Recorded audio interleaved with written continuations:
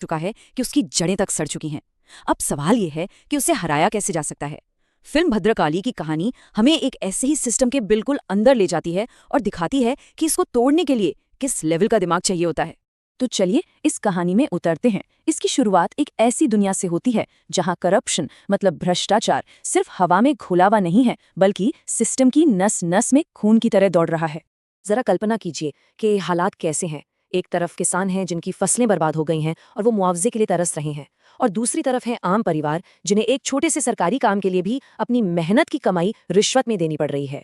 मतलब ये एक ऐसी सच्चाई है जहां रूल बुक, नियम कानून सब बेकार हैं। यहाँ नियम सिर्फ उन लोगों के लिए झुकते हैं जो उन्हें तोड़ने की कीमत चुका सकते हैं। अब जब सिस्टम इतना टूटा हुआ हो तो जाहिर है कुछ लोग उन्हीं दरारों से अपना रास्ता बना लेते हैं, और यही एंट्री होती है किट्टू की। किट्टू कौन है? वो है एक दलाल, एक ऐसा आदमी जिसके लिए पैसा फेंको तो कोई भी काम नामुमकिन नहीं है। किट्टू को सरकारी गलियारों का बेताज बादशाह समझ लीजिए। उसका फंडा सिंपल है, 25% कमीशन दो और बस आपकी प्रॉब्लम हवा में गायब। इतना आसान।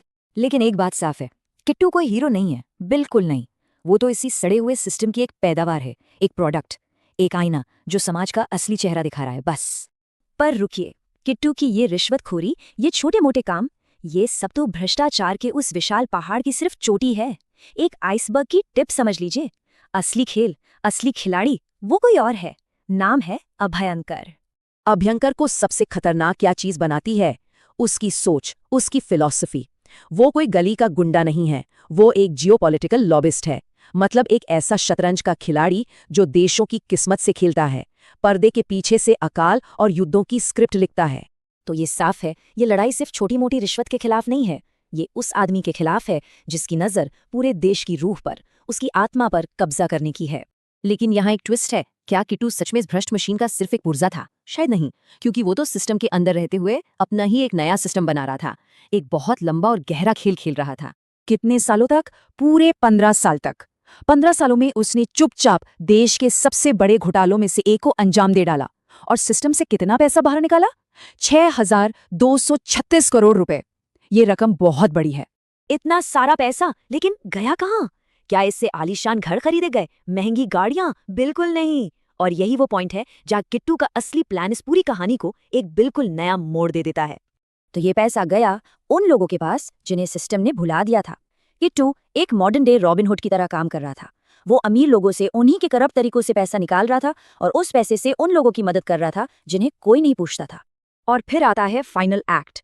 किट्टू अपनी आखिरी सबसे बड़ी चाल चलता है, और टाइमिंग देखिए, ठीक उस वक्त जब अभयंकर प्रेसिडेंट बनने ही वाला है, किट्टू उसके पूरे एम्पायर पर सिर्फ 4 दिनों के अंदर एक के बाद एक तबाही मचा देता है। लेकिन उसका सबसे बड़ा हथियार कोई बम नहीं था, कोई गोली नहीं थी। उसका असली सबसे ताकतवर हथियार था इन्फॉर्मेशन, जानकारी। एक ऐसा वेपन जिसका निशाना सीधा सिस्टम के दिल पर था। और वो करता क्या है? एक झटके में वो 213 गीगाबाइट्स का डेटा लीक कर देता है। इसे एक डेटा बॉम्ब समझिए। 15 सालों का कच्चा चिट्ठा, हर एक रिश्वत, हर एक इल्लीगल डील, हर एक करप्ट ऑफिसर का नाम, सब कुछ पूरी जनता के सामने लाके रख देता है। ये एक ऐसा मूव था जिसने पूरे सिस्टम को सबके सामने बेनकाब कर दिया। अब सत्ता में बैठे लोगों के लिए बचने या छिपने की कोई जगह ही नहीं बची थी, और इसका नतीजा देश में एक सियासी भूचाल आ गया। और आखिर में ये कहानी हमें एक बहुत जरूरी सवाल के साथ छोड़ जाती है। सवाल ये है कि जब इंसाफ के इस सिस्टम के सारे दरवाजे बंद हो जाएं, तो क्या किसी को एक नया दरवाजा बनाने का हक है?